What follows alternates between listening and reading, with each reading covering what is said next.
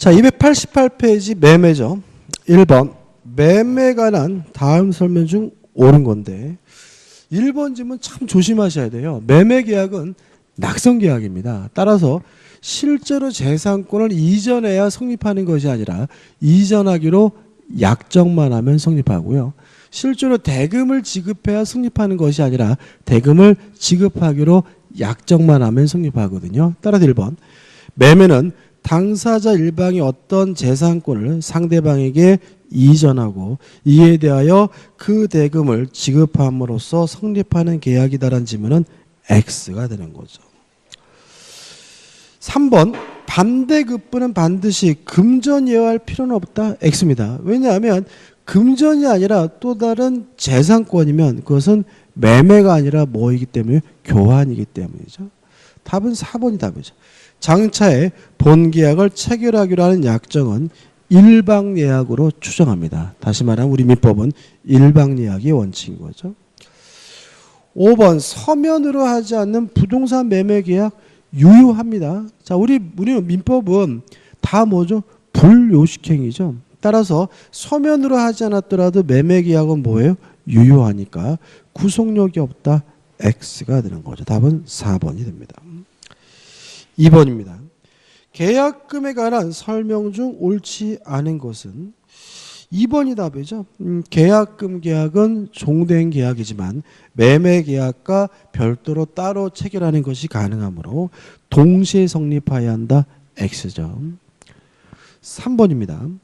담보 책임에 관한 설명 중 틀린 것은인데 일단 계약 체결사의 과실 책임은 원시적 전부 불능에서만 문제가 됩니다.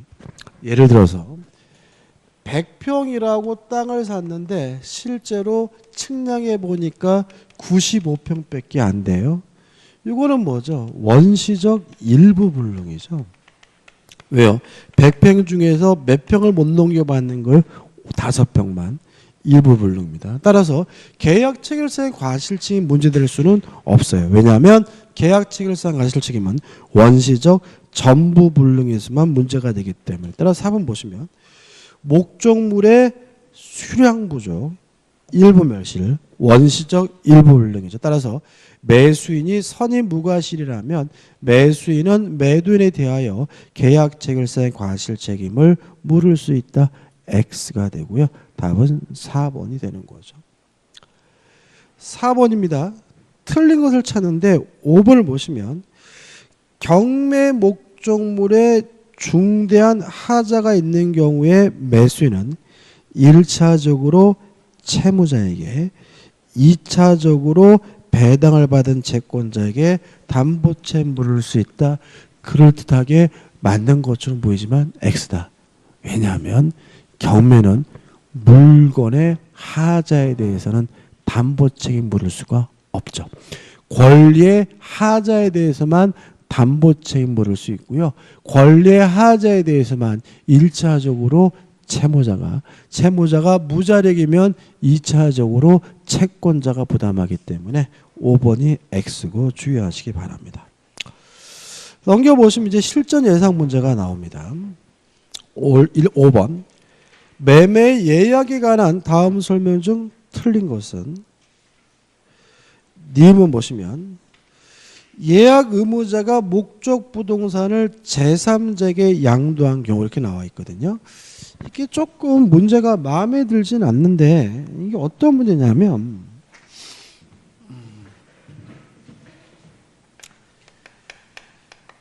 예약 완결권은요 양도할 수도 있고 보존할 수도 있거든요. 근데 만약에 이것이 부동산에 대한 권리라면 뭘 하게 되냐면 가등기를 하는 것이 가능해요. 다시 말하면 예약 완결권이 부동산에 대한 권리면 가등기할 수가 있고요. 그럼 여기서 뭐가 떨어지냐면 가등기에 기한 본등기 청구의 상대방은 현재 소유자가 아니라 누구죠? 가등기 당시 소유자인 거거든요. 그럼 다시 한번 볼까요? 예약 완결권이 가등기 되어 죄송합니다. 니은번 예약 의무자가 목적 부동산을 제3자에게 양도한 경우 예약 완결권 행사는 현재 등기 명의인인 제3자에 대하여 하여한다. X. 가등기 당시 소유자에게 행사하는 것이므로 니은번은 뭐죠? X가 되는 거죠. 디귿번 예약 완결권이 가등기되어 있는 경우에도 가등기의 이전 등기를 할 수 없으므로 X입니다. 가등기에 대한 이전 등기 물론 가능하죠. 따라서 틀린 것은 니은 디귿해서 답은 3번이고 나머지 문들 좀 보시긴 하셔야 돼요. 그죠? 6번 문제입니다. 매매에 관한 설명으로 틀린 것을 찾는데 답은 뭐죠? 4번이죠. 이것도 중요하죠. 매매 계약을 하고 이게 또 많이 했죠. 인도하기 전이라면 과실은 누가 갖습니까? 매도인이 갖고요. 인도 후에 과실은 누가 갖죠? 매수인이 갖는다. 다만 예외로서 매수인이 대금 지급을 완납하면 그때부터 누가요? 매수인이 과실을 소취할 수가 있는 거죠. 아무튼 원칙적으로 인도하기 전에 과실은 매도인 거기 때문에 4번 매매 계약이 있은 후에도 인도하지 아니한 목적물로부터 생긴 과실은 매수인에게 기속한다. X죠. 매도인에게 기속합니다. 7번 틀린 것을 찾는데요. 4번 보시면 매매 대금 지급 장소는 원칙적으로 매도인의 주소지입니다. 다만 인도와 동시에 대금을 지급하는 경우에는 인도 장소가 되거든요. 따라서 매매 목적물 인도와 동시에 대금을 지급할 경우에는 계약 성립 당시에 목적물이 있었던 장소가 아니라 인도 당시에 인도 장소가 뭐죠? 대금 지급 장소이기 때문에 4번은 뭐죠? X가 되고 주의하시면 되겠죠. 8번입니다. 계약금에 관한 설명을 옳지 않은 것. 1번 계약금 계약은 요물계약입니다. 2번 계약금이 위약벌이에요. 그러면 계약금을 뺏기고 별도로 또 무엇도 해줘야 돼요? 손해배상도 해줘야 되니까 채무 불이행으로 인한 손해배상을 별도로 청구할 수 있다. 맞는 지문이죠. 3번 계약금 계약은 종된 계약입니다. 따라서 매매 계약이 무효면 계약금 계약도 무효가 되는 것이 원칙이므로 주계약과 독립한 계약이기에 주계약이 취소되어도 효력을 일치하지 않는다는 지문은 뭐죠? X가 되는 거죠. 4번 계약금 계약을 이유로 한 해제는 이행하기 전이므로 원상회복 의무는 발생하지 않고요. 5번 한번 읽어보시면 되겠죠. 넘겨보시면 9번이죠. 계약금에 관한 다음 설명 중 틀린 것은 몇 개인가가 아니라 틀린 것을 찾으라는 얘기입니다. 디귿번 보시면 매도인이 계약금으로 계약을 해지하는 경우에는 계약금의 배액을 현실적으로 제공하여야 합니다. 까지 맞습니다. 매수인이 이를 수령을 거부하는 경우에 공탁을 해줘야 되느냐 문제에 대해서 우리 판례는 공탁할 필요까지는 없다는 것이 우리 판례 입장이므로 공탁하여야 계약이 해제된다는 지문은 X가 되고 주의하셔야 되겠죠. 1번 중도금이 지급됐어요. 그러면 이행 착수가 있는 거죠.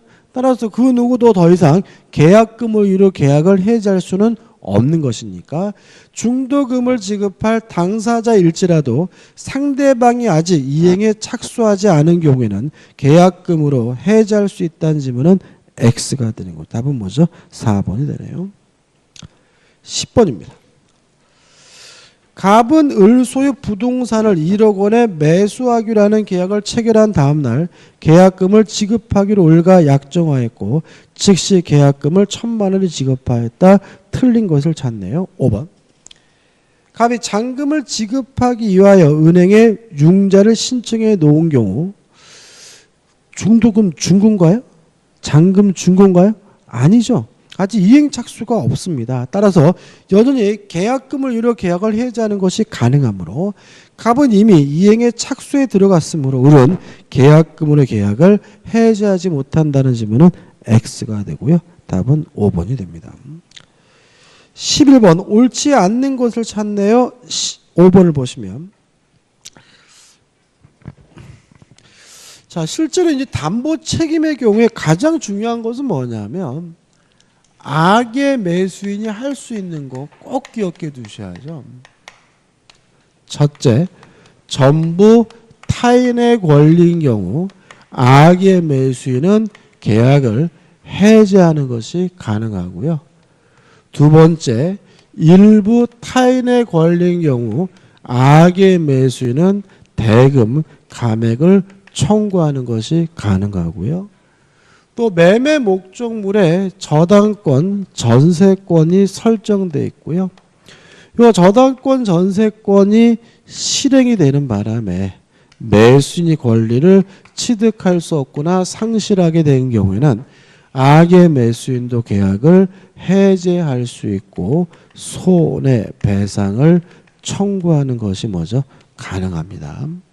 이 세 가지 꼭 기억해 두셔야 돼요. 따라서 5번을 보시면 타인의 권리 매매입니다. 그러면 결국 뭐죠? 전부 타인의 권리라는 거고 악의 매수인도 계약을 뭐 할 수 있죠? 해지할 수 있습니까? 그 권리를 취득하여 매수인에게 이전할 수 없는 경우 계약 당시에 그 사실을 안 매수인은 계약을 해지할 수 없다는 질문은 X가 되고요. 답은 뭐죠? 5번이 됩니다. 12번입니다. 을은 갑의 토지를 매수해 다시 병에게 매각하였으나 갑은 을이 등기하기 전에 정에게 그 토지를 매각하고 이전 등기를 해주었다. 이 사례가 관련한 다음 설명 중 옳은 거죠.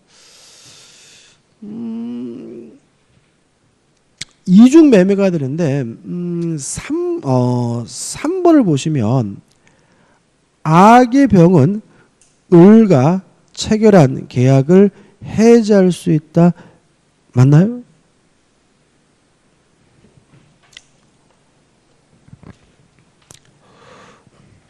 진짜 보세요.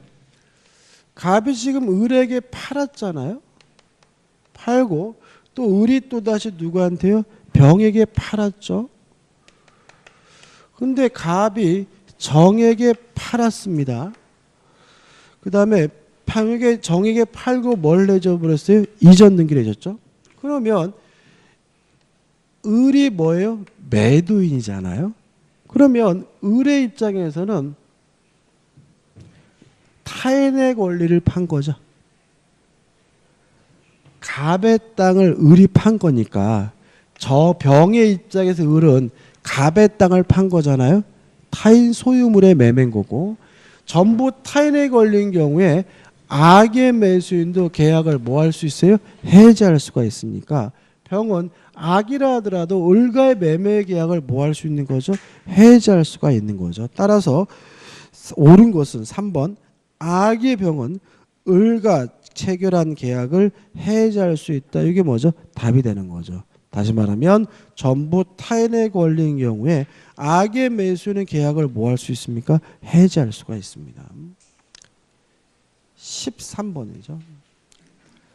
갑은 을로부터 토지 1000제곱미터를 매수하였는데 그중 200제곱미터가 을의 소유가 아니어서 그 부분을 이전할 수 없게 되었다. 갑이 을에게 주장할 수 있는 권리에 대한 기술로 틀린 것은 그럼 머릿속에 뭐가 떠올려야 되냐면 일부 타인의 권리라는 게 떠올라야 되고요. 일부 타인의 권리면 악의 매수인도 뭘 청구할 수 있죠? 대금 감액을 뭐 할 수 있어요? 청구할 수가 있으니까 5번 200제곱미터 토지가 을의 소유가 아님을 갑이 알고 있었을 때는 대금 감액을 청구할 수 없다. 이게 답이 되는 거죠. 그래서 다시 말씀드리면 담보 책임에 대해서 깊이 있게 들어가면 한도 끝도 없이 어렵고요. 이 세 가지만 정확하게 내 것으로 만들면 됩니다. 14번입니다. 을이 저당권이 설정된 갑으로부터 매수한 건물을 갑으로부터 매수했는데 그 저당권의 실행으로 그 건물이 타인에게 매각되어 그로 인해 을이 건물의 소유권을 상실한 경우에 대한 다음 설명이 오는 거죠. 그러면 저당권 실행으로 권리를 상실한 것이니까 악의 매수인도 계약을 해제할 수 있고 무엇을요? 손해배상을 청구할 수 있잖아요. 옳은 것은 뭐죠? 2번. 을이 악인 경우에도 계약을 해제하고 손해배상을 뭐 할 수 있죠? 청구할 수 있다. 이게 맞는 집이 되는 거죠. 15번입니다. 갑은 소유권 이전 등기 청구권 보존을 위한 가등기를 격려한 을소유 부동산을 매수하였으나 그 부동산에 관해 본등기가 격려됨으로써 그 부동산의 소유권을 상실하게 이르렀다. 판례 드릴 때 갑은 을에게 어떠한 책임을 물을 수 있는가? 그러면 가등기에 기한 본등기가 돼서 소유권이 상실되나 저당권의 실행으로 소유권을 상실하나 같은 거잖아요. 따라서 이때는 요 저당권 전세권의 실행에 의한 담보채무에 관한 민법 규정이 뭐가 돼요? 주종이 됩니다. 다시 말하면 가등기에 기한 본등기로 인해서 매수인이 권리를 취득할 수 없거나 상실한 경우에도 저당권 전세권 실행에 의한 담보채무에 관한 민법 규정이 뭐가 돼요? 준용이 되기 때문에 악의 매수인도 계약을 해지할 수 있고 악의 매수인도 뭘 청구할 수 있는 거죠? 손해배상을 청구할 수가 있는 것이니까 4번. 갑은 저당권 행사를 인하여 소유권을 상실한 자와 마찬가지로 그의 선의 여하를 불문하고 계약의 해제와 손해배상을 청구할 수 있다는 지문은 5 맞는 지문이 되는 거죠. 16번. 다음 중 매수인이 선악불문하고 해제권 행사할 수 있는 경우 두 가지죠. 악의 매수인이 전부 타인의 권리인 경우에 해제할 수 있고 저당권 전세권 실행으로 권리를 취득할 수 없는 경우에 악의 매수인도 계약을 뭐 할 수 있어요? 해제할 수 있으니까 답은 뭐죠? 2번이 되는 거죠. 넘겨보시면 17번입니다. 경매와 매도인의 담보침에 관한 설명에다 틀린 것은 자 다시 한번요. 첫째, 권리의 하자에 대해서는 담보 책임 물을 수가 없고 물건의 하자에 대해서는 담보 책임 물을 수가 없고요. 권리의 하자에 대해서만 담보 책임 물을 수가 있는데 1차적으로는 채무자가 담보 책임 부담하고 채무자가 무자력이면 2차적으로 채권자가 담보 책임 부담하죠. 근데 항상 문제는 뭐냐면 이런 책임은 유효함을 전제하는 거죠. 만약에 매매가 무효라면 담보 책임 발생하지 않고요. 경매가 무효라면 담보 책임 발생하지 않습니다. 모든 책임은 무엇을 전제로 합니까? 유효함을 전제로 하는 거죠. 따라서 한번 경매 절차의 하자로 무효가 됐다면 담보 책임은 발생되지 않아요. 따라서 채무자나 채권자의 담보 책임은 인정된다.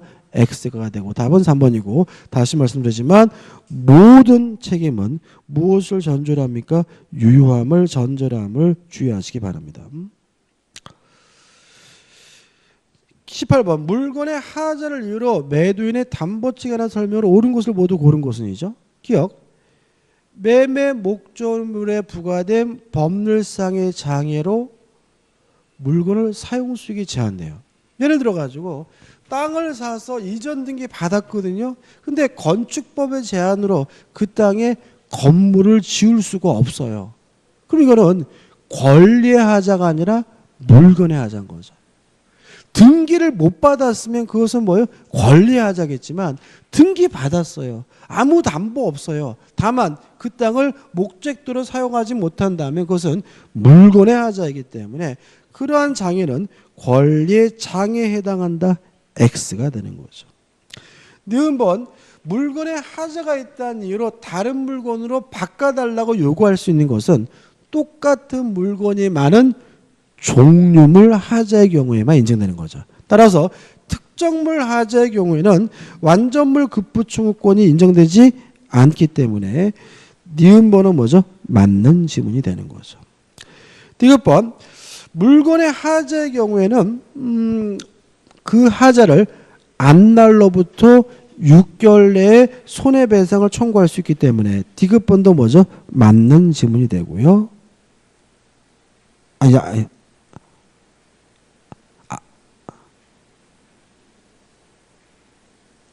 이 D급번은 X죠, 그죠?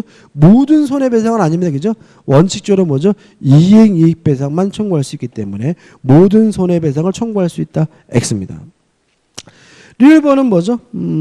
맞죠? 왜냐하면 담보치기에 관한 민법 규정은 임의 규정입니다. 따라서 특약으로 배제하거나 경감하는 것이 가능하기 때문에 맞는 지문이다. 따라서 옳은 것은 니은 리을 해가지고 4번이 답이네요. 19번입니다. 채권 매도인의 담보 책임에 관한 다음 설명 중 틀린 것은 일단 2번이 답입니다. 채무자의 자력에 대해서는 자력을 담보하기로 특약을 한 경우에만 책임을 지기 때문에 원칙적으로 자력에 대해서도 담보 책임을 진다는 지문은 뭐죠? X가 되고 주의하시기 바라고.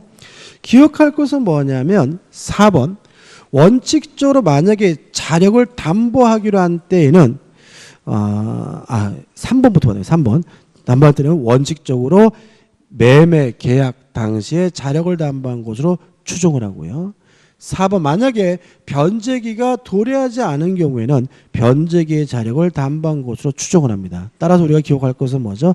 2, 3, 4 세 가지인 거죠. 다시 말하면 자력을 담보하기로 특약을 한 경우에만 자력에 대한 담보 책임을 부담하고요.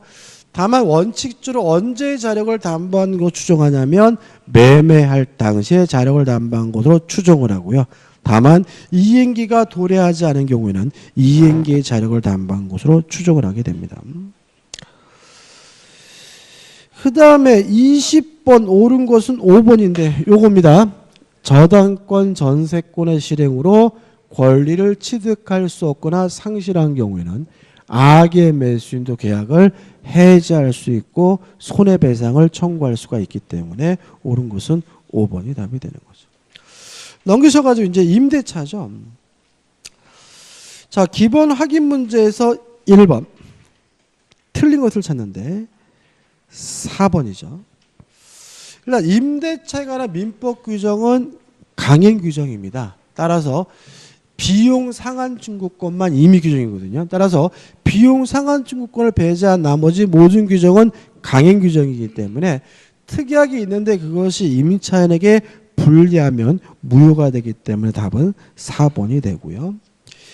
2번 문제 틀린 것을 찾는데 5번을 보시면 5번이 답이죠. 왜냐하면 전세권 설정자와 달리 임대인은 적극적으로 사용 수익하게 해줄 의무가 있죠. 임대인은 고장난 것이 있으면 고쳐줘야 되고요. 임차인은 필요비 상한을 청구할 수가 있기 때문에 5번이 답이 되는 거죠.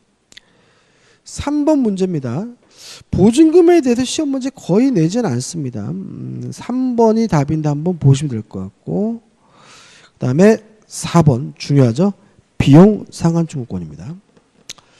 자, 1번 임차인은 필요비 상한을 청구할 수 있습니다. 언제 청구하냐면 필요비를 지출한 때 바로바로 청구하기 때문에 1번은 뭐죠? 맞는 질문이죠. 2번 유익비는 임대차 종료 시에 청구하죠. 그래서 필요비는 지출할 때 바로 청구하고 유익비는 임대차 종료 시에 청구한다는 거 꼭 기억해 두시고요. 3번 행사기간에 제한이 있습니다. 목적물을 임대인에게 반환할 날로부터 6개월 동안만 행사할 수가 있고요. 4번 필요비 유익비는 목적물에 관해 생긴 채권이니까 뭘 행사할 수 있죠? 유치권 행사하는 것이 가능하죠. 다만 유치권을 행사하려면 그 점유가 적법한 점유여야 돼요. 만약에 임대차 계약이 해지된 후에 임차인이 점유하고 있다면 임차인의 점유는 적법한 점유가 아니기 때문에 유치권 행사할 수가 없기 때문에 5번이 답이 되고 주의하시기 바랍니다. 이 4번 문제는 별표해 두시고 꼭 5가지 지문 다 확실하게 내 것으로 만드셔야 됩니다. 넘기셔가지고 5번이죠. 임차인의 유익비 상환 청구권과 부속물 매수 청구권에 관한 다음 내용 중 틀린 것은인데 1번 부속시킨 물건이 만약에 부합이 됐다면 유익비 상환 청구권 문제라고 하고요. 구조상 유용상 독립성이 있다는 이유로 부합되지 않는 경우에만 부속물 매수를 청구할 수가 있고요. 2번 동의를 받았다는 이유로 청구할 수 있는 것은 부속물 매수 청구권만 그러고요. 유익비 상환 청구권 행사하기 위해서는 임대인으로부터 뭘 받을 필요 없죠? 동의받을 필요가 없다는 거 주의하셔야 되고요. 3번 부속물 매수 청구권에 관한 민법 규정은 강행 규정이기 때문에 특약으로 배제할 수가 없지만 유익비 상환 청구권은 임의 규정이기 때문에 특약으로 배제하는 것이 가능하죠. 기억할 것은 뭐죠? 1, 2, 3번이죠. 답은 4번입니다. 유익비에 대해서는 유치권 행사할 수가 있지만 부속물 매수 청구권을 이유로는 뭘 행사할 수 없죠? 유치권 행사할 수가 없습니다. 답은 4번이죠. 6번 임차권의 양도 및 전대에 관한 설명으로 틀린 것을 찾는데 일단 임차권을 양도하거나 전대를 하면 임대인으로부터 동의를 받아야 합니다. 만약에 동의 없이 이루어졌다면 임대인은 임대차 계약을 해지할 수 있거든요. 근데 조심할 것은 뭐냐면 양수인이나 전차인에게 손해배상을 청구할 수 있느냐 이 문제에 대해서 우리 판례는 원래 임대차 계약을 해지하지 않고 있는 상태라면 양수인이나 전차인에게는 손해배상을 청구할 수 없다는 것이 우리 판례 입장이므로 답은 뭐죠? 3번이 되는 거죠. 3번. 임대인의 동의가 없는 전대 경우에 전차인은 임대인에 대한 관계에서 불법 점유이므로 임대인은 전차인에 대하여 불법 점유를 이유로 한 차임 상당의 손해배상 청구나 부당이득 반환을 청구할 수 있다. X. 원래 임대차 계약을 해지하지 않는 한 전차인에게 손해배상을 청구할 수 없다는 것이 판례 입장임을 잊지 마시기 바랍니다. 7번 문제죠. 잘못된 걸 찾는데 4번이 답니다. 임차권은 물권이 아니라 채권이기 때문에 대항력이 없어요. 다만 등기라면 대항력을 가져요. 대항력을 갖는 것뿐이지 뭐로 바뀌는 건 아니에요. 물권으로 바뀌는 것은 아니기 때문에 등기하면 그때부터 임차권은 물권이 된다. X가 되는 거죠. 8번입니다. 토지 임차인에게도 지상권자 마찬가지로 지상물 매수 청구권이 인정이 되거든요. 주의하실 것은 존속기간의 만료로 소멸된 경우에만 갱신 청구할 수 있고 거부당하면 지상물 매수를 청구할 수 있는 거잖아요. 따라서 1번 채무 불이행을 이유로 계약이 해지된 경우에는 지상물 매수를 청구할 수가 없으므로 답은 뭐죠? 1번이 되고요. 주의하실 것은 5번이죠. 다만 지상권과 다른 것은 5번 존속기간의 약정이 없다는 이유로 임대인의 해지 통고로 소멸한 경우에도 지상물 매수 청구권이 인정된다는 거 하나 추가로 기억해 두셔야 되겠죠. 넘겨보시면 이제 9번입니다. 임대차에 있어서 다음 사유가 있으면 해지 통고 기간을 요하지 않는다. 틀린 것은 다시 말하면 해지 통고 기간을 요하는 경우를 찾으라는 얘기인데 1번 파산 선고입니다. 밑에 그 해설에 제가 즉시 해지는 정리해 놨잖아요. 기억해 두시고 해지 통고 기간이 필요한 경우 한번 적어볼까요? 다시 말하면 바로 임차권이 소멸되는 것이 아니라 일정 기간이 임차권이 소멸되는 경우가 세 가지가 있어요. 첫째, 존속기간에 약정이 없는 경우. 두 번째, 약정 해지 사유죠. 약정 해지 사유로 해지하는 경우. 세 번째, 임차인의 파산입니다. 이러한 세 가지 사유의 경우에는 해지가 아니라 해지 통고이기 때문에 임대인이 해지 통고를 했다면 몇 개월이 지나야지만요 6개월 지나야지만 임차권이 뭐죠? 소멸되게 되고요. 추가 하나 기억할 것은 뭐냐면 임차인이 파산했다는 이유로 해지 통과한 경우에는 별도로 손해배상은 청구할 수 없다라고 민법에 규정하고 있다는 거 주의하시기 바랍니다. 10번이죠. 보증금에 대한 문제인데 안 풀어보겠습니다. 큰 의미는 없고. 그 다음에 11번입니다. 임대차에 관한 설명으로 옳지 않은 것은 1번 비용 상한 청구권에 관한 민법 규정은 임의 규정입니다. 따라서 비용 상한 청구권의 포기특약은 유효하고 가능하기 때문에 1번이 답이 되는 거죠. 넘기셔가지고 12번입니다. 부속물 매수 청구권에 관한 내용으로서 틀린 것을 찾으라고 하는데 답은 5번이죠.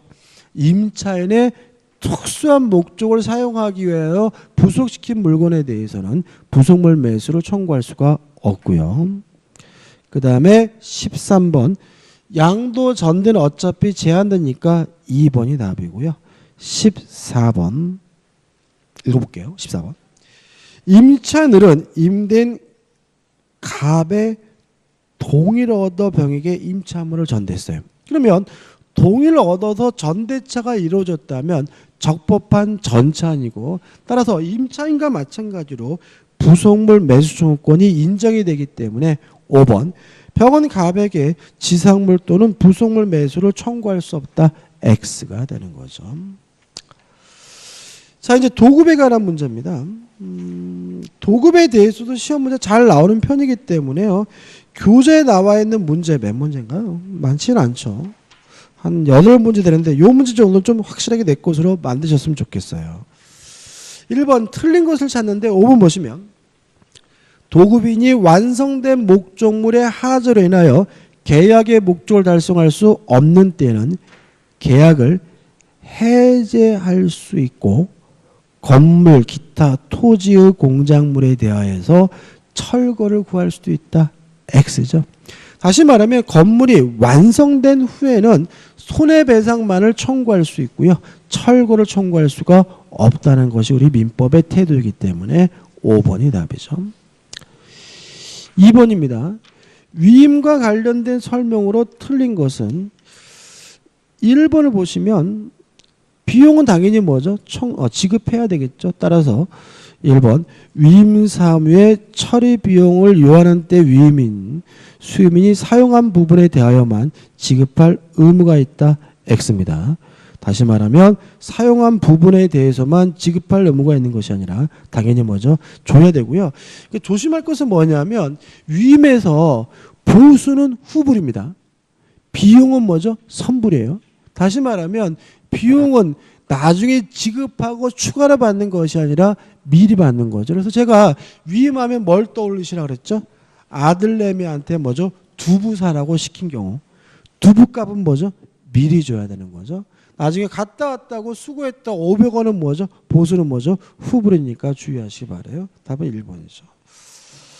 넘겨보시면 실전 예산 문제가 나옵니다. 도급에 있어서 하자 보수 책임에 관한 다음 설명 중 틀린 것을 찾는데 일단 제척기간인데요. 4번입니다. 목적물을 인도받은 날로부터 2년이 아니라 1년입니다. 이런 거 좀 기억해 두시기 바라고 나머지 것들은 한번 보시면 될 것 같아요. 4번 문제입니다. 도구에 관한 설명으로 옳지 않은 것을 찾거든요. 4번 보시면 완성된 건물의 하자로 인하여 계약의 목적을 달성할 수가 없는 경우 도급인은 계약을 해제할 수 있다.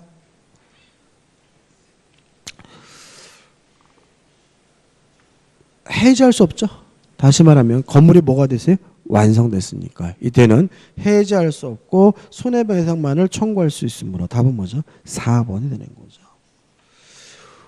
5번 문제 옳지 않는 것을 찾는데요. 2번을 보시면 도급인은 일의 완성 전에는 성취된 부분에 하자가 있더라도 수급인에게 하자 보수를 청구할 수 없다. X죠. 아직 성취된 부분에 대해서 하자가 있다면 당연히 보수를 청구할 수 있겠죠. 6번 문제입니다. 위임에 관한 설명 중 틀린 것은 1번은 뭐 상식적인 얘기 한번 보시면 될 것 같고 2번도 마찬가지죠. 3번 위임은 당사자의 한쪽의 사망이나 파산 또는 수임인이 성년 후견계 심판을 받은 경우에도 종료된다. 맞는 질문이 꼭 기억해 두셔야 되고요. 4번 위임 관계가 종료된 경우 이를 공지하면 상대방에게 대항할 수 있다. X입니다. 다시 말하면 위임 종료는 상대방에게 통지한 때나 아니면 안 때가 아니면 대항하지 못하거든요. 다시 말하면 위임 관계가 종료가 됐다는 이유로 상대방에게 대항하기 위해서는 원칙적으로 뭘 해야 돼요? 통지를 해줘야 되지. 뭐 일간신문에다가 공지했다 이런 것만으로는 대항할 수가 없으니까 주의하시기 바랍니다. 넘기셔가지고 7번입니다. 수임인의 보수 및 비용에 관한 설명 중 틀린 것은 1번 수임인은 특별한 약정이 없으면 위임인에 대하여 보수를 청구할 수 있다. X입니다. 자, 위임계약은 원칙이 무상이에요. 별도의 특약이 있어야지만 뭘 청구할 수 있죠? 보수를 청구할 수 있습니다. 다시 말하면 아들내미에게 두부 사오라 시켰다면 아들내미가 보수 달라고 청구할 수는 없고요. 특별히 보수를 지급하기로 뭐하냐? 특약이 있어야지만 보수를 청구할 수 있기 때문에 1번이 X고 1번이 답이 되는 거죠. 8번 문제입니다. 도급에 관한 설명으로 옳지 않은 것은 5번 보시면 수급인의 공사대금 및 도급인의 손해배상 채권액을 현저히 초과해요. 도급인은 공사대금 전액에 대하여 하재 가름한 손해배상 채권에 하여 동시이양변권을 행사할 수 있다. X입니다. 다시 말하면 손해배상 채권이 현재 초과되는 경우에는 동시이양변권 행사할 수가 없다는 것이 우리 판례 입장입니다. 답은 뭐죠? 5번이죠. 그 다음 이제 마지막으로 이제 부당이득과 뭐가 나오죠? 불법행위가 나오죠. 이것도 문제 많지 않습니다. 그죠? 교재에 나와 있는 문제 정도만 확실하게 내 것으로 만들면 되겠죠. 1번 부당이득에 관한 설명으로 틀린 것은 1번 수익자가 그 이익을 반환할 수 없는 경우에는 수익자로부터 그 이익의 목적물을 매수한 매수인은 그 목적물을 반환할 책임이 있다. X입니다. 악의 제3자에게만 반환할 책임이 인정이 되고요. 다시 말하면 무상으로 양수한 악의 제3자에게만 반환할 책임이 인정되므로 밑도 끝도 없이 반환을 해야 된다는 질문은 X가 되고요. 5번이 답이고 5번 정도 좀 기억해 두시기 바랍니다. 2번 불법행위에 의한 손해배상 책임에 관한 내용으로 틀린 것은 자 이런 문제죠. 예를 들어 가지고 아버지가 돌아가셨어요. 그러면 아들은 위자료를 청구할 수 있거든요. 아들도 불법행위 원인으로 손해배상을 청구할 수 있거든요. 하등의 손해입은 바가 없다 하더라도. 다시 말하면 위자료 등은 손해를 입지 않았더라도 당연히 뭐 할 수 있는 거예요? 청구할 수가 있는 거예요. 그래서 5번 보시면 타인의 생명을 해한 자는 피해자의 직계존속, 직계비속 및 배우자에 대하여 재산상의 손해가 발생한 경우에 하나의 손해배상 책임이 있다. X입니다. 이들에게 아무런 재산상의 손해가 없더라도 손해배상해 줘야 되고요. 재산상의 손해가 없더라도 위자료도 지급해야 되기 때문에 답은 뭐죠? 5번이 되는 거죠. 결론만 기억해 두시면 되겠죠. 넘겨보시면 3번이죠. 공작물의 점유자 및 소유자의 책임에 관한 설명으로 옳지 않은 것은 1번 전기 자체는 공작물이 아닙니다. 2번입니다. 자 원칙적으로 점유자가 책임을 져요. 다만 점유자가 주의 의무를 다한 경우에는 2차적으로 소유자가 책임을 지거든요. 다시 한번요. 공작물의 하자로 제3자에게 손해를 끼친 경우는 1차적으로 누가 책임을 집니까? 점유자가. 다만 점유자가 주의 의무를 다한 경우에는 2차적으로 소유자가 책임을 지기 때문에 2번 공작물의 점유자에게는 면책사유가 인정되지 않는다. X가 되는 거죠.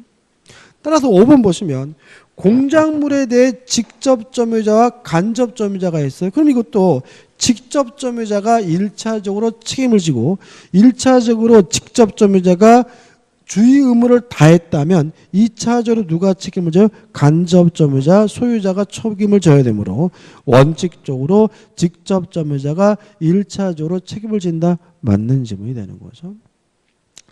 4번 문제입니다. 부당이득 반환에 관한 설명으로 틀린 경우 1번 취소가 되면 소급해서 무효가 되기 때문에 부당이득으로 반환하고요. 선이 자라면 현존이익 범위 내에서 반환하면 되고 2번 악이 자라면 전부를 붙이고 뭐까지 붙여야 돼요? 이자까지 붙여서 반환해야 되는 거죠. 이거에 대한 예외가 뭡니까? 제한능력자죠. 제한능력자는 선악 불문하고 현존하는 이익 범위 내에서만 돌려주면 되잖아요. 따라서 3번이 답입니다. 악이라면 전부를 반환해야 되므로 수익자가 이익을 받은 후 법률상 원인 없음을 알게 됐어요. 계약 당시 선이라면 현존 이익만 반환하면 충분하다. X고요. 이때는 전부를 반환해 줘야 됩니다. 답은 3번이 되는 거죠. 5번입니다. 부당이득에 관한 설명으로 옳지 않은 것을 찾는데 5번 불법 원인급여입니다. 그러면 소유권은 누구에게 넘어갔죠? 상대방에게 넘어갔죠? 따라서 급여자는 소유권을 이유로도 반환을 청구할 수 없다는 것이 우리 판례 입장이므로 부당이득 반환 청구가 부정되더라도 물권적 청구권을 근거로 그 급부의 반환을 청구할 수 있다는 지문은 X다. 다시 한번 말씀드리면 불법 원인급여는 반환 청구하지 못한다는 민법 규정 때문에 소유권 자체가 상대방에게 넘어가므로 소유권을 이유로도 반환 청구할 수 없다는 것이 우리 판례 입장이죠. 6번입니다. 채무의 변제로 인한 부당이득에 관한 설명으로 틀린 것은 1번 변제기에 있지 아니한 채무를 변제한 때에는 채무자는 그 반환을 청구할 수 있다. X입니다. 이거는 그냥 빚의 변제라 해서 유효합니다. 다시 말하면 변제기 전에는 채무자가 돈을 갚을 필요가 없죠. 근데 미리 갚았어요. 유효한 거죠. 일종의 뭐죠? 기한의 이익 포기로 보거든요. 따라서 더 이상 돌려달라고 반환을 청구하지 못하기 때문에 1번이 답이 되는 거죠. 나머지 것들 한번 보시면 될 것 같아요. 넘겨보시면 7번입니다. 위법 행위로 인한 손해배상의 범위에 관한 설명으로 틀린 것을 찾습니다. 5번을 보시면 채권자가 그 채권의 목적의 물건 또는 권리의 가액 전부를 손해배상을 받았다 하여 채무자는 그 물건 또는 권리에 관하여 당연히 채권자를 대의하는 것은 아니다. X입니다. 채권자를 뭐합니까? 대의합니다. 답은 5번이 결론만 기억하시면 될 것 같아요. 8번 문제 틀린 것을 찾는데 2번 도급인은 수급인의 그 일에 관하여 제3자에 관한 손해배상할 책임이 있다. X에. 그러니까 고용과 도급의 차이점이죠. 만약에 고용인데 직원이 제3자에게 피해를 입혔다면 사용자 책임을 져야죠. 근데 도급은 수급인이 알아서 스스로 하는 거잖아요. 따라서 수급인이 제3자에게 손해를 끼쳤다 하더라도 원칙적으로 도급인은 뭘 지지 않습니까? 책임을 짓지 않습니다. 이게 도급과 고용의 차이점이니까 간단한 거니까 꼭 기억해 두시기 바랍니다. 9번입니다. 불법 행위에 관한 설명으로 옳지 않은 것을 찾는데 3번 갑의 가실로 을이 사망에 이르게 한 경우 갑은 재산상의 손해가 없는 을의 직계 존속, 직계 비속 및 배우자에 대하여는 손해배상 책임이 없다. X. 사람을 돌아가시게 했다면 직계 존속이나 비속이 아무런 경제적 손해가 없더라도 뭘 해줘야 됩니까? 손해를 배상해 줘야 됩니다. 10번입니다. 갑회사의 근무하는 갑의 관리감독 부실을 이용하여 그 직무와 관련하여 제3자 병가 공동으로 정을 상대로 불법 행위를 하였고 그로 인해 정에게 1억 원의 손해를 입혔다. 이에 관한 설명으로 옳지 않은 것은 일단 공동 불법 행위고요. 따라서 부진정 연대 채무이기 때문에 피해자는 아무한테나 1억을 달라고 뭐 할 수 있어요? 청구할 수 있어요. 따라서 1번 청은 동시에 을과 병에게 1억 원의 손해배상을 청구할 수도 있고요. 2번 을과 병이 각각 5천만 원의 손해배상을 청구할 수도 있고요. 또 아니면 갑과 을에게 갑은 뭐죠? 사용자 책임을 부담하는 자잖아요. 그죠? 갑과 을에게 5천만 원의 손해배상을 청구할 수 있는 거죠. 왜요? 갑, 을, 병은 뭐죠? 부진정 연대 채무이기 때문에요. 따라서 4번 만약에 갑이 정에게 1억 원 손해를 전부 배상했다면 당연히 갑은 을에게 뭐 할 수 있어요? 구상할 수가 있겠죠. 근데 문제가 되는 것은 뭐죠? 5번이죠.